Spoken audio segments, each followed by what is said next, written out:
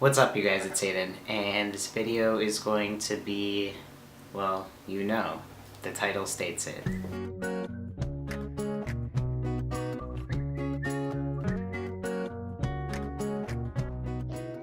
So I have tried to do this video multiple times. I have started it over probably 5 times.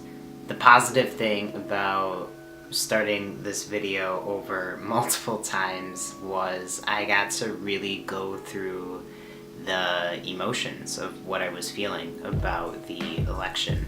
And the biggest thing I noticed with all of my emotions and what was going on with my thoughts about this entire thing, I kept on coming back to this feeling of fear. Because right now, as a trans and a queer identified person living in the United States of America, it's a really scary time because we don't really know what the future holds for us for at least the next 4 years.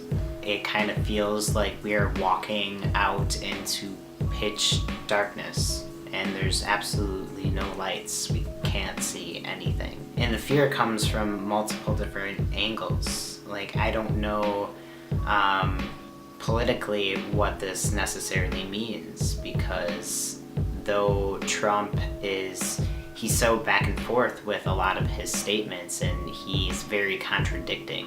And the thing that is really scary about Trump being the president-elect is the fact that he chose Mike Pence as his VP. When you look at the history of Mike Pence when it comes to regards of LGBTQIA+ issues, he is very anti-LGBT. I mean, this is the guy that had signed a bill that would jail same-sex couples for just applying for a marriage license. And, you know, of course, he's in full support of the constitutional ban on marriage equality. And at one point, he was stating that he wanted to divert funding from HIV prevention, and he wanted to put that funding towards things like conversion therapy. So things in his mind where he thinks it's going to cure a person from being LGBTQIA+. And I mean, conversion therapy is very unethical, and there's no professional standard or guideline to how it is conducted, and it's very damaging to many who have gone through it. That's just a fraction of some of Mike Pence's views, and every single time that he has been in an interview where somebody is asking him if he is in support of people denying services for LGBT citizens and discrimination, if he's in support for that. And he always works his way around it. He doesn't answer the question as a yes or no. He's stating that it's nothing to do with LGBT issues. It's about protecting people's religious freedoms in the United States of America. But what about protecting the minorities in America? Another really scary thing to think about as Trump being the president-elect is the Supreme Court. He has full reign over who he is going to choose to be on the Supreme Court. And right now, the Supreme Court is generally at a vote 5-4. And the Supreme Court votes on really important things, such as marriage equality. Just thinking the fact that Trump believes that global warming is a hoax, and he has gone back and forth on a lot of things, and just by the amount of things that he has stated and how he presents himself, I'm not very hopeful that he's going to be picking someone who is going to be on the better side of history for our society, for our country, and for our world and our environment. So that's one side of my fears. As an individual living in the United States, that's one side of my fears. You know, politically, what does this mean for my life? What is actually going to change? Because Trump backs in and out of things. I don't know how he really feels about trans people in all reality. But the bigger fear as a trans man and a queer identified person living in the United States is the amount of violence that Trump has created throughout his campaign. And we cannot even deny that. We can't deny it. We have seen the footage of it. We have seen the photographs. We have heard people's stories. You know, people being attacked because they were protesting or they were for Bernie or Hillary. You know, it was just this violent thing the entire time. And of course, all the statements that Trump has said, you know, just the outrageous types of things that this man has said about minorities in America. It's really disheartening.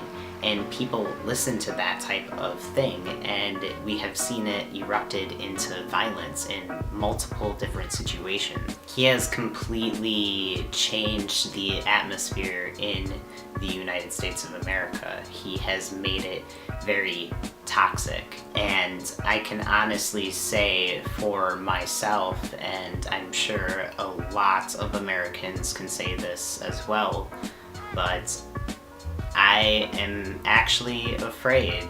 It has only been a little over a week since Trump has been announced as the president-elect. There have been hundreds of reports of hate crimes and discrimination amongst people who are of minorities in the United States of America. And I'm not here to say that every Trump supporter is a bad person. That's not my motto. That's not what I'm here to say. I'm here to say that this fear is real among a lot of people. And we have to, as a society, recognize, acknowledge, and understand that fear as much as you can, and not belittle people for their feelings and their emotions and their fears about this election. I collected some photos from since Trump has been announced the president-elect of the United States up until, well, now. And these photos show exactly what I'm trying to say, why I am afraid and why many Americans are afraid right now.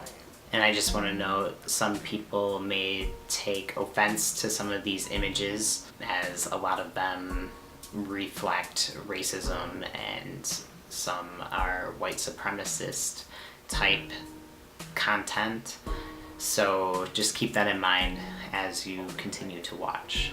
This is what Trump's America looks like. It's an America that is driven by fear, and it leads to hate. We have seen countless acts of discrimination and hate, and we are seeing this all throughout the country. We're seeing this type of hate happen on our campuses and throughout our high schools and even younger levels. Trump sent out a message throughout his campaign, and that message was received by various types of people. Immediately after the election, we've seen hundreds of acts of discrimination and hate towards many. Trump's message really influenced that. His message has spread so much hate in America right now. We are seeing so many people share their experiences and their stories about being a minority living in the United States. And we cannot deny their stories that they are sharing. We cannot deny the fact that there is blatant racism, sexism, homophobia, transphobia, Islamophobia, xenophobia.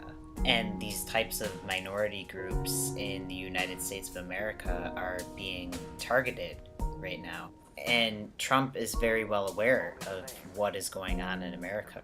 And the only thing that he has done was tell his supporters to stop it. The ironic thing is, he's the one who has started this entire thing. Jakob is the young man in this photo, and he is a friend of one of my friends. He was violently attacked by 3 white men in a pickup truck. These men were calling him faggot, and they were screaming at him while beating him that his kind will soon be rounded up and dealt with. I don't understand Trump's message of "Make America Great Again."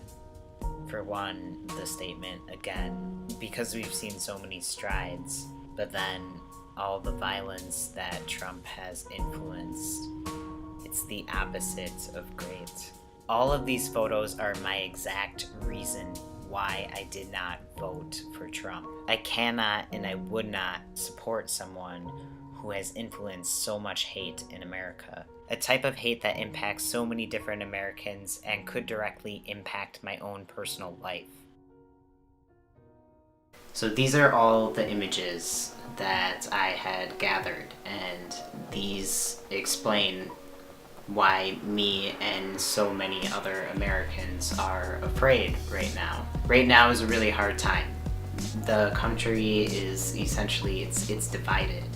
And right now, a lot of people need community, and they need support, and they need allies, and they need people advocating for them.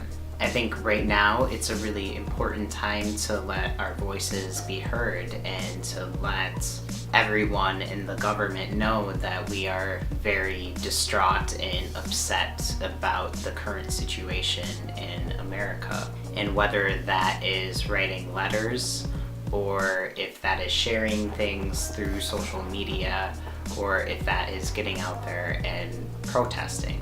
However, it has to be done in a positive way. We cannot act in violence. Violence is not going to get us anywhere. We've seen that with Trump's entire campaign. Look at the increased fear and the violence that we have seen among a lot of different minority groups in America. And the violence is detrimental. It does so much damage to communities. I know it's a really hard time right now. I know it's a really hard time.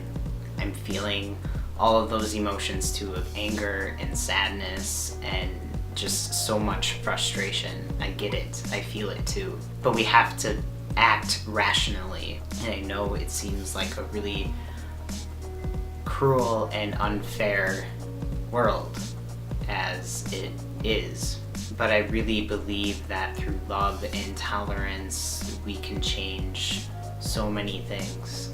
So just keep that in mind. There's a petition that is going around, and it's through change.org, and you can sign it, but they're basically going to be sending this petition to the Electoral College to strongly take into account the voices of America and how a lot of Americans, more than 50% of Americans, are really devastated by the election results.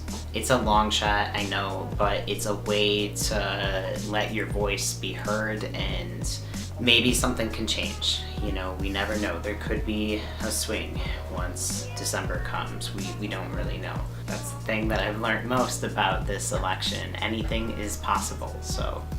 And since I make videos in regards of trans issues and trans topics and whatnot, I will say, for those who identify as trans, or you are questioning your gender, and if you're wanting to get your gender marker changed or your name changed, I would do that sooner than later. And I'm not saying that to try to freak you guys out. I don't want to freak any of you out, but I'm saying that because we don't really know what we're walking into.